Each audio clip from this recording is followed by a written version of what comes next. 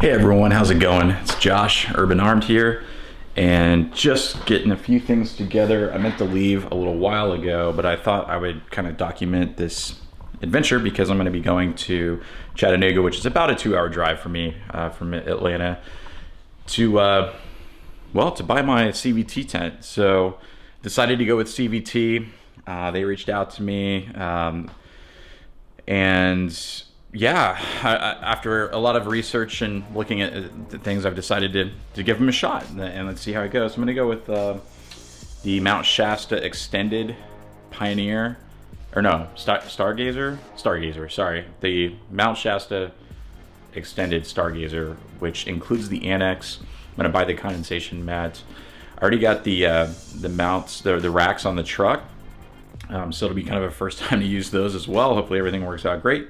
So I've already got them on, so I can drive up and actually install it up there because it's gonna be a lot easier to transport. So yeah, let's head to Chattanooga.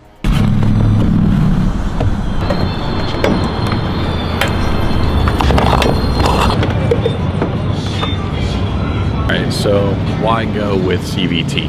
Why did I choose CVT over any Smittybilt or some of these other iCamper and other brands out here that I've been looking at? A lot of people have been offering suggestions in the comments on my last couple videos, which I appreciate. All right, so it seems that people who have CVT tents love the CVT tent. It appears the people who have had issues with different tents failing due to leaking or something, that CVT has taken care of them. And I'm sure most other manufacturers would be the same way. But it's also kind of convenient for me that I live in Atlanta and they are located in Chattanooga. They also have a location in Bend, Oregon, which wouldn't be convenient to me at all. But the fact that they're 2 hours away, which is a bit of a drive, but if you're talking about if I have a failure and I need something replaced under warranty, it's just a lot easier to drive it to them than to try to ship it back and forth and deal with shipping and all that kind of stuff. So that kind of swayed me to Cascadia Vehicle Tents for my tent choice, and the fact that they reached out to me and offered me a discount. So that's a big bonus. I won't disclose the discount, but it definitely helps. So yeah, so we're off to Chattanooga. I got gas, got some breakfast bars and whatnot. Let's head out. All right, so my objective is to put the tent on from the CVT store warehouse rather than try to haul it back and then set it up at the house. I figured, well, I'm already there. If it has all the hardware, barring, I mean, hoping everything like works fine. And my only concern is if my racks the tubes are too thick, I might need longer carriage bolts or something to be able to put the plate on underneath and bolt it down. But hopefully it works. If it does, then I'll be good to go and I'll be rolling out. So I figure probably about an hour setup time and a couple hours back.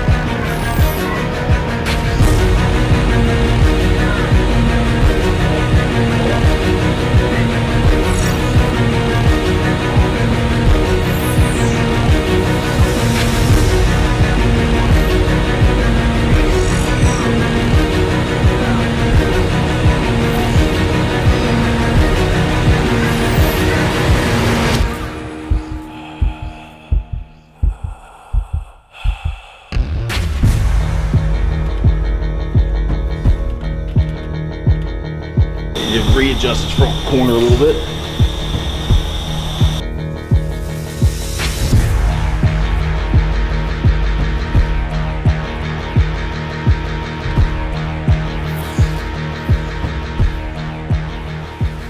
love this song. I'm gonna get copyrighted if I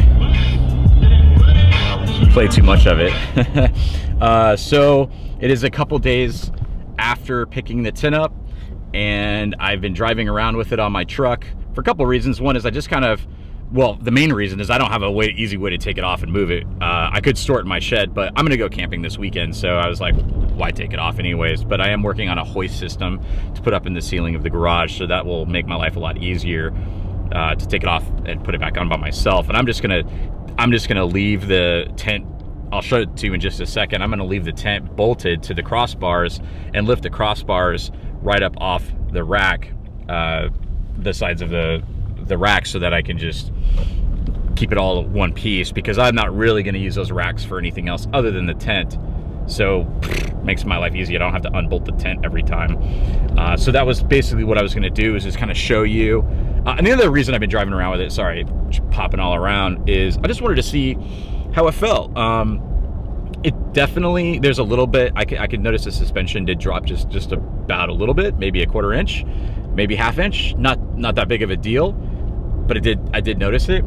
And the tent is a little bit heavier than what I had originally decided to buy, because I went with the heavier duty reinforced diamond plated steel floors. That added a little bit of weight, but I kind of think long term it'll be worth it. It can hold more capacity, and it's a bit more rugged, especially if you're off-roading and flexing and that kind of weird stuff. I mean, the other tents are just fine. It's probably overkill for what I'm gonna use it for, but I kind of have the mentality of like, you know, buy once, cry once, and, you know, be happy with what you got. So I've been kind of driving around and just see how it feels, and it feels good. I haven't really noticed, I mean, it's, you know, I can tell there's a tent on the back a little bit, but it sits really low, and that was my whole objective. So I'm gonna show you how I have this set up, because it's pretty simple, and I hope that it's really easy to continue to keep modular, keeping my whole truck modular, so I can use it for a myriad of different types of activities and functions. So I'm gonna grab a cup of coffee from Caribou over here by my office, and we'll take a look at how I have this thing set up. And yeah, all right, cool.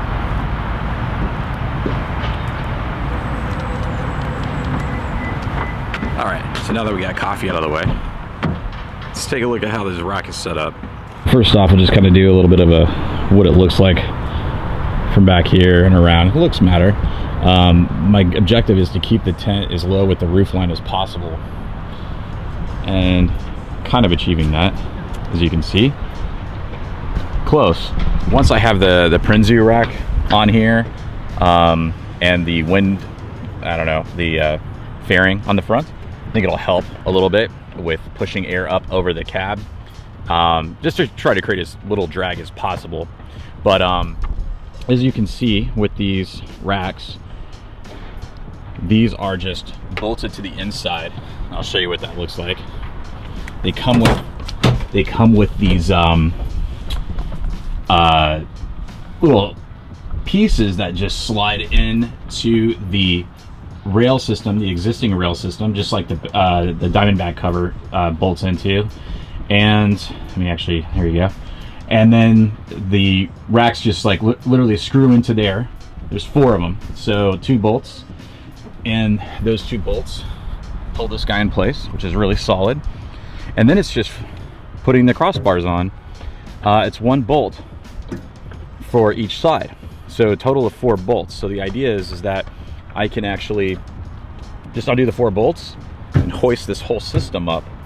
And so the tent itself, the rails, they run front to back, as you can see here. Try to get it a little closer.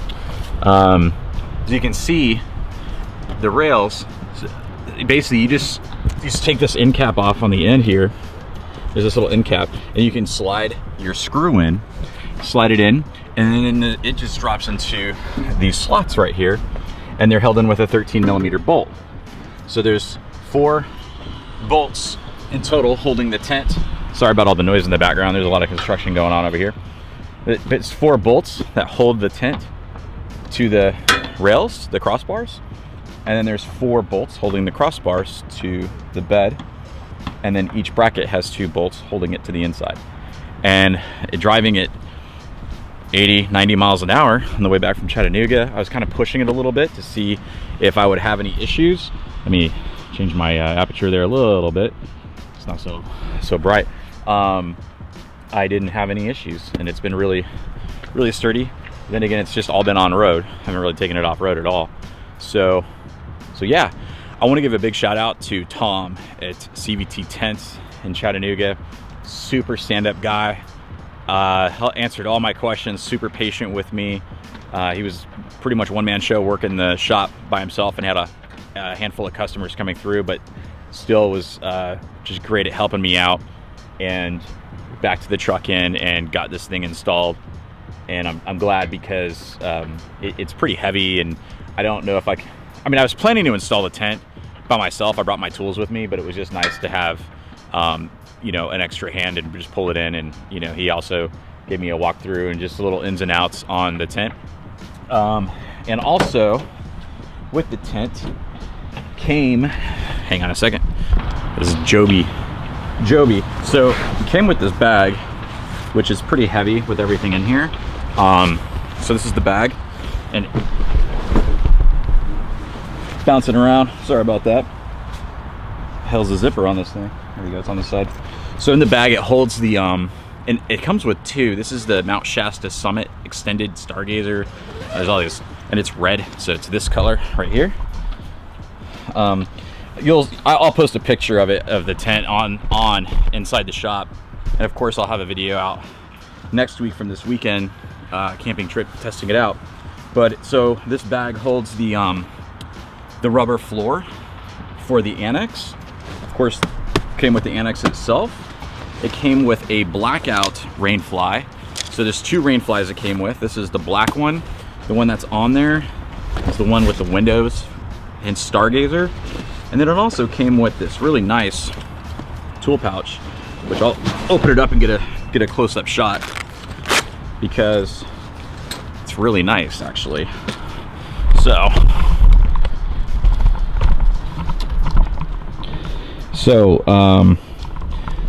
yeah, it came with extra hardware. These are the brackets that you'd normally use with the U-bar that would go underneath, and then they would bolt through here to hold it on. So I still have all of that.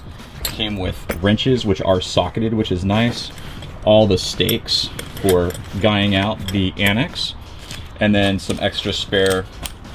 These pieces here would be for sliding into the track to screw in, and then some other odds and ends and spare parts. So it's all kind of convenient in this nice nice pouch with a handle.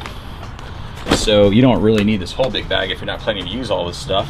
You could just grab this pouch and throw it in your gear bag. So anyways, that's pretty much how this is coming along so far with my my setup, my truck build, if you will. Pretty happy, pretty excited to be using this thing. It'll be nice. It's actually nice weather today here in Atlanta. It's like going to be 70. The next couple of days when I go camping, the high is like 50. The low is going to be 33, which is perfectly comfortable for me. I don't mind camping all the way down to the low teens. Below that, it starts getting nutty. I don't have the kind of gear for that kind of cold camping, but it'll be fine. It'll be great. So I'm looking forward to using that.